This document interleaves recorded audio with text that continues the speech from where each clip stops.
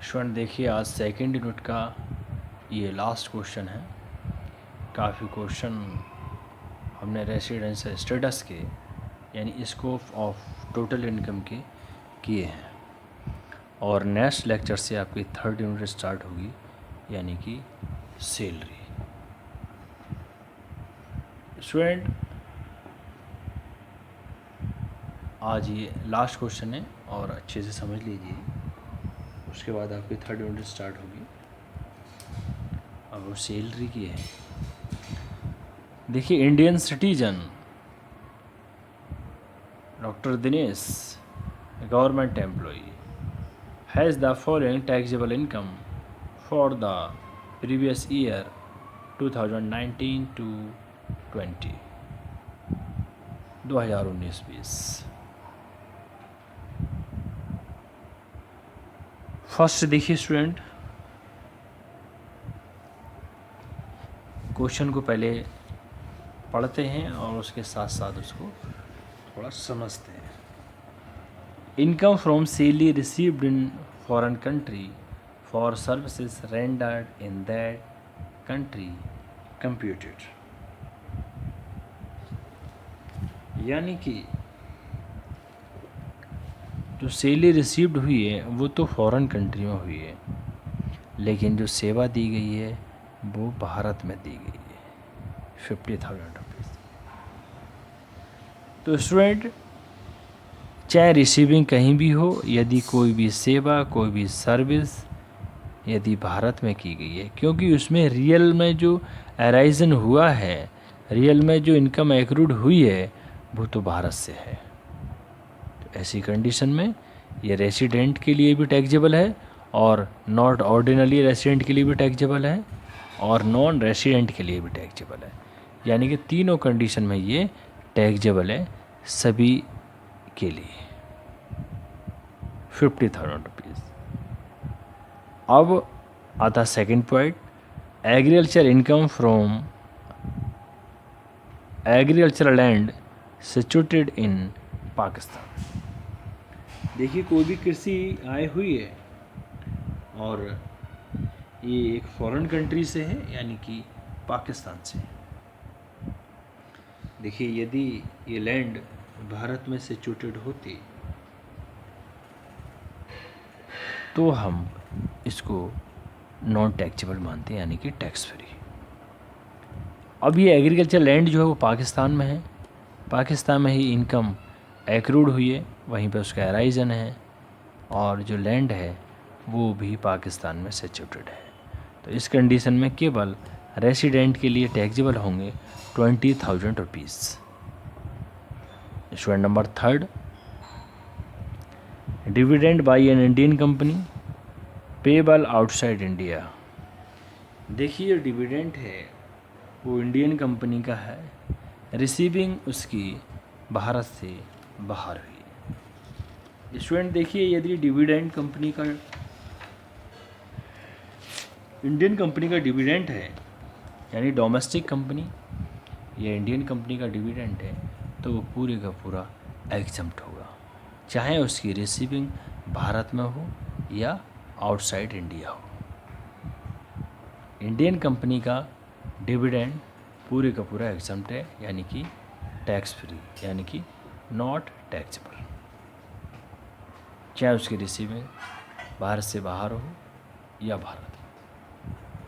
Next, income from transfer of a long term capital asset situated in India.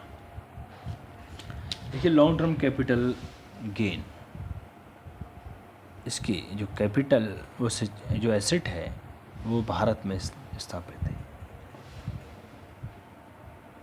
इस condition में ये सभी के लिए टैक्सेबल होंगे 20,000 rupees for resident, for not ordinary resident, for non resident, ये सभी के लिए टैक्सेबल हैं 20,000 रुपये। अब ये फिफ्थ पॉइंट आता है, interest earn and received in England from bank deposited there. Student देखिए,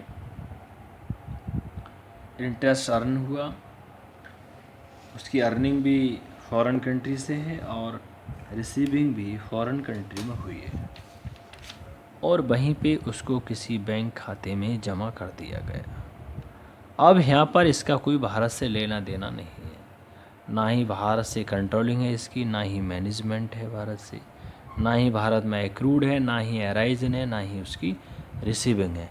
सब कुछ आउटसाइड इंडिया यानी कि फॉरेन कंट्री में हुआ है। उसका अराइजन भी, उसकी रिसीविंग भी, और वहीं एक बैंक खाते में उसे जमा कर दिया गया। तो इस कंडीशन में ये केवल रेसिडेंट के लिए टैक्सेबल माना जाएगा, बाकी नॉट ऑर्डिनरी रेसिडेंट और नॉन रेसिडेंट के लिए नहीं होगा। स्टूडेंट देखिए, इन फिफ्थ पॉइंट को हमने क्वेश्चन सॉल्व करने से पहले समझाया, आगे फिर इसकी अभी सॉल्यूशन देखेंगे। अब करना क्या है इसमें, compute gross total income of doctor Dinesh for the assessment year 2020 to 21।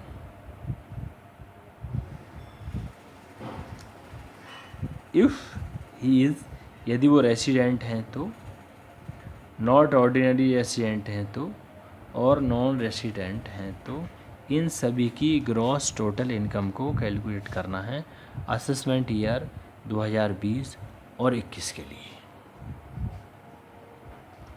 Student इसके बाद अब इसका सॉल्यूशन देखते हैं, 1 by 1 एक एक पॉइंट को सॉल्व करेंगे। देखिए, अब इसका सॉल्यूशन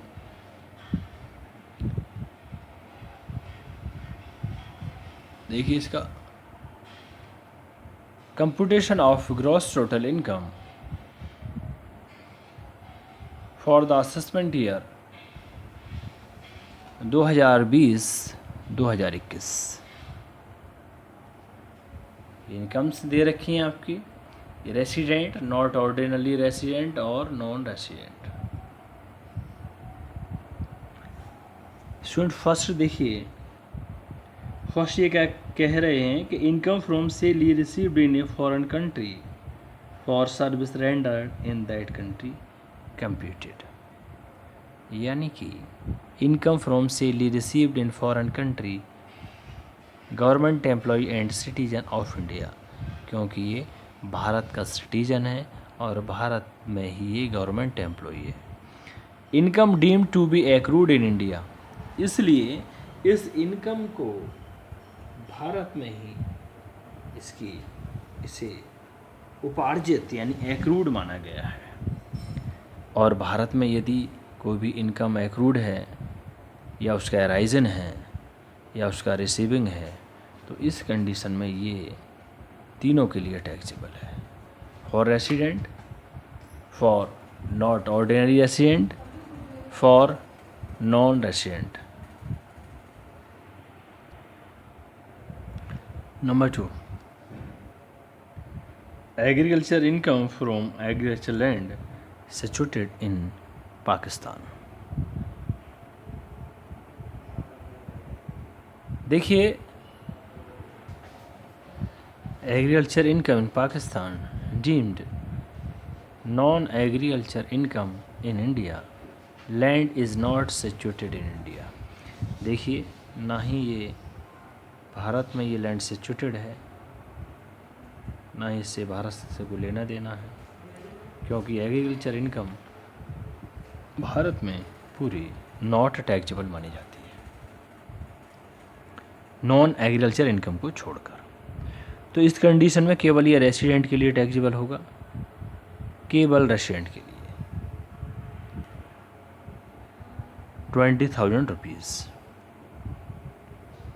बाकी नॉट ऑर्डिनरी के लिए और नॉन रेसिडेंट के लिए टैक्सेबल नहीं है। अब देखिए नंबर 3।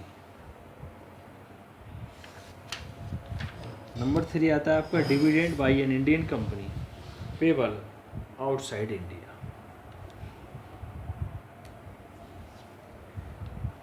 देखिए डोमेस्टिक कंपनी का डिविडेंड हो, इंडियन कंपनी, बात एक ही है।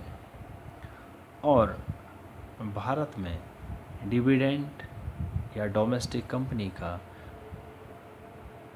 इंडियन कंपनी या डोमेस्टिक कंपनी का डिविडेंड एग्जम्प्ट माना जाता है। तो dividend by an Indian company exempt. अब यदि ये फॉरेन कंपनी का होता तो फिर अलग, फिर टैक्सेबल हो जाता। तो रेसिडेंट के लिए भी एग्जम्प्ट है, नॉट ऑर्डिनरी रेसिडेंट के लिए भी एग्जम्प्ट है, और नॉन रेसिडेंट के लिए भी एग्जम्प्ट है। Number 4, long term capital gain. Long term capital gain यानी income from transfer of a long term capital asset situated in India. Long term capital gain है और जो एसेट है वो भारत में सिचुएटेड है। तो देखिए भारत में सिचुएटेड है, इट मीन्स ये रेसिडेंट के लिए भी टैक्सेबल है, नॉट ऑर्डिनरी रेसिडेंट के लिए भी टैक्सेबल है, और नॉन रेसिडेंट के लिए भी टैक्सेबल है, क्योंकि लैंड भारत में सिचुएटेड है, इसलिए जो एसेट है। Next last, interest earn and received in England from bank deposited there.